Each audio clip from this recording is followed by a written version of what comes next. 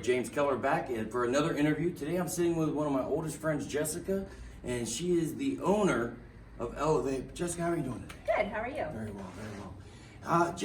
I wanted to come up here and have you part of this interview process to let people know exactly who you are, what you're doing, and what you stand for. Got it. You know, I see you online constantly in so many different, arguments and so forth. So, tell me, what is vaping? What got you started in all this? I wanted to quit smoking, and my friend owned a vape shop in Altoona, and she kept telling me, come up, and I did, and I went there because I trusted her.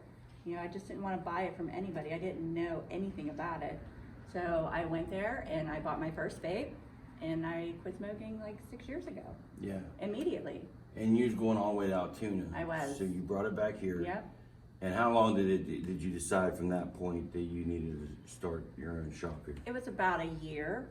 And did you have to do any kind of like schooling or anything to learn about the vape? Well, I did research online, but there's no school. Okay. Like, you don't, Sure. you just got to learn. You just kind of put all your eggs in one basket and said, hey, I learned it was a process. Yeah. Like when I first opened, I didn't know a lot. Right. I knew it helped me quit smoking, and I knew that it would benefit other people. Yeah. But I didn't quite know the ins and out of it yet. Yeah, I learned that along the way. Yeah, it's a lot of learning lessons.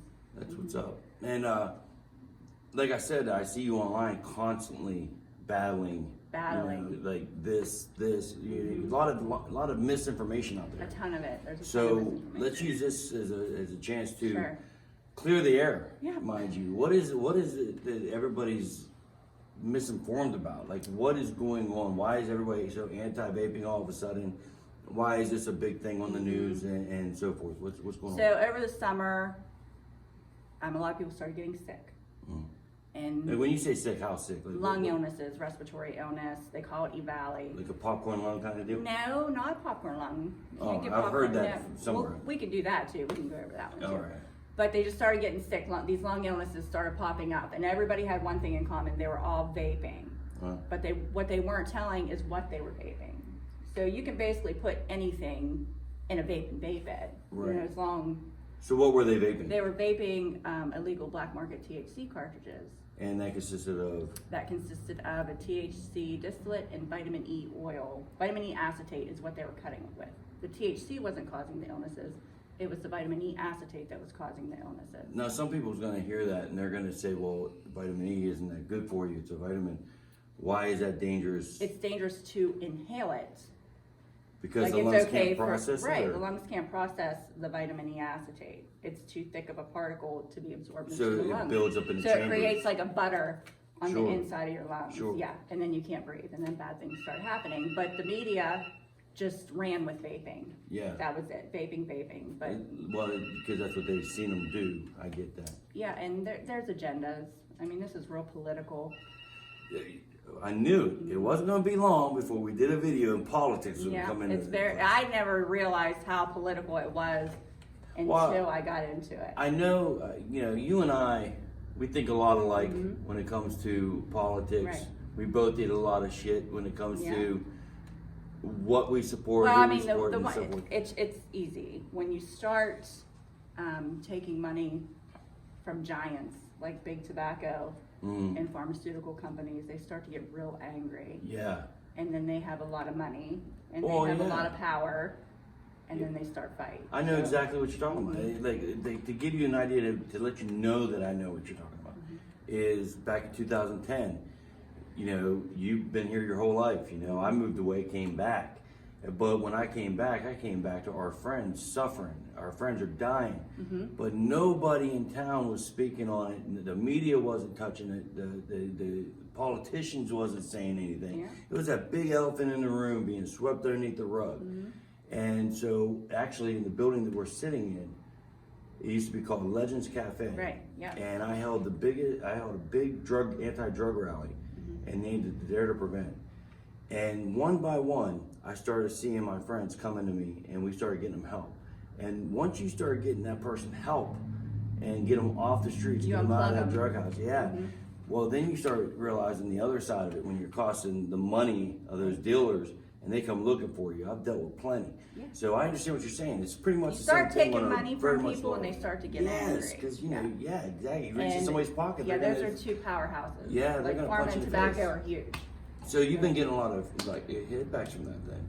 It was bad. Like September, when the president announced, because he was uneducated on it, everybody was uneducated on it. So everybody was like, ban flavors that had nothing to do. I do remember the flavor thing. They Something had about nothing. It had nothing to do with what was happening. You know, you're banning flavors because of an illegal drug being vaped. So it kind of Yes. didn't make no sense. some soccer mom out there's kids got sick and Yeah. So, you know, little Johnny, who's 15, that was vaping THC, don't want to admit that he was vaping THC, so tells the doctors he was just vaping. and then they go, yeah. And then here we go. You know, Yeah. it was lie upon, you know, agendas on the media, agendas with the politicians, and it just spiraled out of control. So has any of that cleared up since then? It has. So what, for about a month, it was pretty bad. How so did it clear up? Like what has gotten Well, easier? Is it because it Well, we got out of the media? educated, you know, I educated, You the sure did, entire I saw vaping that. industry was educating, and the more and more we pushed and pushed, the more people started to realize that, you know, it wasn't the truth. No and more- then slowly but surely the media would touch on the truth a little, not Yeah, much, you know, yeah. because the truth doesn't really, you know. Sure. So Yeah. where does the rules stand now? I mean, did they change the law or is it still? When Trump come out and said we're banning flavors, like everybody panicked. Yeah, well, And yeah. that's when the entire industry came together and started rallying. There's over 10 million vapors. Yeah. So people were getting really upset. So the presence was in DC. You know, they knew we were here, and it wasn't going to happen without a fight. Sure. So they kind of backpedaled a little bit and banned the flavored pods, like the disposable pods, like Juul Pod. Yeah, I remember them banning just. Yeah, so those are banned now, which is, I mean, I don't think any of it should be banned. Right. They're not banning any other flavors that are appealing to kids that hurt them. Sure. Yeah. Like you go into a store and see Right. some of the alcohol in there, it looks like Kool-Aid. Yeah, but it's funny because, you know, people make money off alcohol. Yeah. This is consumer based and consumer made. Right. You know, no big company owns this. We Sure. own this. So what are some of the since you opened this, what are some of the most positive things you can say about it? Like how's it feel? Like, you know what I mean? The most positive thing we see is when, you know, everybody just thinks the young kids vape and, you know, up to a certain age, and that's not the case. Yeah. I have a lot of people that come in here over the age of 70, Sure. you know, over the age of 80, and they come in and they're not smoking, and they say they feel better than ever, you know, and their doctor says their oxygen levels are better and Yeah. their breathing's better, and it's just helping them. Now let me ask you, because like this just popped into my mind. What about those things exploding in people's pockets and stuff? Let's talk about that. for a Okay, minute. grab me a battery, would you? So, You know, if it explodes on camera, it's not I'm going to be very explode on upset. camera because I'm not going to let you put it in your pocket with your teeth. Right. So an electronic cigarette, a mod. So these things right here, they take batteries, and they're called 18650 batteries. Sure. Okay, so this battery, Erica's going to bring it. Thank you. Right, you want to come say hi?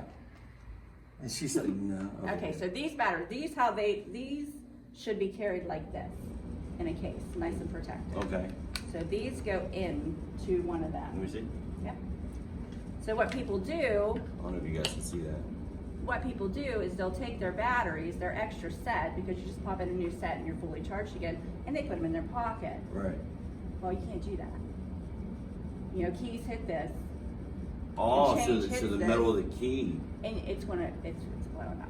So that's what people's blowing up. Well, it's not the machine technically that's blowing up. Technically, It's the battery. 98% of cases are these batteries in a pocket, unprotected, with keys or change or And whatever. then everybody just blames it on And the then the machine. news says electronic cigarette blows up a man's pocket.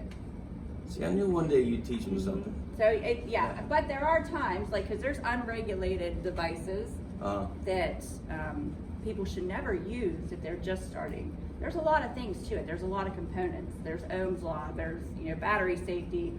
You just got to know a lot of stuff. Right. And people want to build these things at home and be scientists and throw a battery in it and hit the button. And then poof. Yeah, like it's just, there's a lot of stuff. People just think it's so easy, and it's really not. Yeah. Yeah, but 98% of the times, it's one of them batteries in somebody's pocket. I have a feeling we could talk all day. We could talk all day Well, about the misconception. We do gotta wrap it up. Okay. So, what would you like to tell everybody about all of it? This is your chance to just no holds barred. No holds barred. No The editing, truth, no nothing. Just get it out there. You can't get popcorn lung from vaping.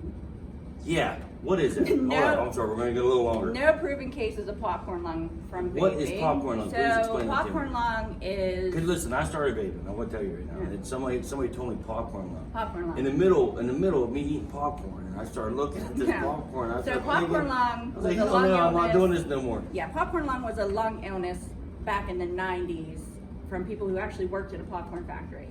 There was a chemical called diacetyl in the butter that was made with the popcorn. And inhaling that chemical caused some problems. Yeah. So there was diacetyl, low amounts, in some e-liquids. And that's what was causing the. It never caused it. No. So there was diacetyl, and it gives a buttery flavoring. So since there's a link with diacetyl in the popcorn factory, all of a sudden, vaping caused popcorn lung. So So it listen, was just a rumor. there's 750 times more diacetyl than in a cigarette than there was ever in any e-liquid. And nobody has ever gotten popcorn lung from smoking. No, I've never experienced it. Right, never experienced popcorn lung. Exactly what is popcorn lung? Explain that to me. I'm not even really sure See, what I thought I was what going to it get is. my answer. and It's she like failed me. a buildup in your lungs. Yeah. You know, same with this. Could you imagine sitting there eating popcorn and then somebody tells you quit vaping, Yeah, you're eating popcorn you're gonna lung, get and you're got a popcorn lung. handful of popcorn? No, that happened to me. I it's threw really that damn thing away. Now they're saying that if you vape, you're more susceptible to the coronavirus. That's new. Pittsburgh posted it last night. I'm like, you gotta be kidding me. This coronavirus, it's Yeah. like all over the place. My drummer, Brock, has sent me a long thing, and I read this thing, and I'm not going to go into detail what it's about, but it's just from like an insider sort of deal, right? Mm-hmm. And it had me up all night long debating on whether I was reading something that was real Yeah. or was this a plot to a horror film. I know. And you know, everybody's panicking and canceling everything. Celine Dion was supposed to come to I was Pittsburgh. supposed to go on Yeah, Friday. Tish is supposed to go too. My daughter's and- so bummed. yeah. But and another thing, I want to say one more thing. We can Yeah. wrap it up. So in England, I don't know if they have different lungs over there. I don't think they do because human lungs are all the same. So in England right now, they're pushing vaping. They're putting vape shops in hospitals to Really? get people to stop smoking. In England? Yes. And, you know, the Royal College of Physicians in England, which is a group of about 35,000 doctors, they come out with this enormous study that showed that vaping was 95% safer than combustible tobacco Hmm. and 2 times more effective at quitting than with the patches or gum. Now, the key word is, everybody's like, is vaping safe? Nothing is 100% safe. No. You should never put anything in your lungs. Right. Except for air. We're about harm reduction. You know, getting people off of cigarettes that kill 480,000 people a year. Glad you said that. A All right. year. So you get them off cigarettes. Right. Now they're coming to you. Okay. You know. Now they want to quit that too. Okay. Explain how that. My works. dad's a perfect example. My dad was a 3-pack a day smoker. Uh-huh. I got him onto vaping. He Okay. started at a high milligram of nicotine, a 12, and he set his goals. So he went from a 12 to a 6 to a 3 to a 0, and he don't do any of it anymore. How's he feel? Feels fantastic. That's great. You know, he don't even do any of it. That's the goal. I mean, I don't have a goal of quitting. I enjoy it. Right. But if you want to do it that way, that's what it's designed to do. That's why there's step down options. With our products, you know, with the Yeah. stuff you buy in a gas station, there's no step down option. You get what you get, a high nicotine, and that's it. I'm so happy that I chose to get a hold of you Me and too. come up here. I knew that there was not going to be a lack of conversation here. Yeah. You know, and like I said, I've known her my entire life, and I just want to thank you so much. You guys, come up to Vaping and check out their flavors, check out their devices. Yeah. I didn't know what you called it. If you want to quit smoking, don't be afraid. We're Just gonna have a come. longer conversation Yeah. later.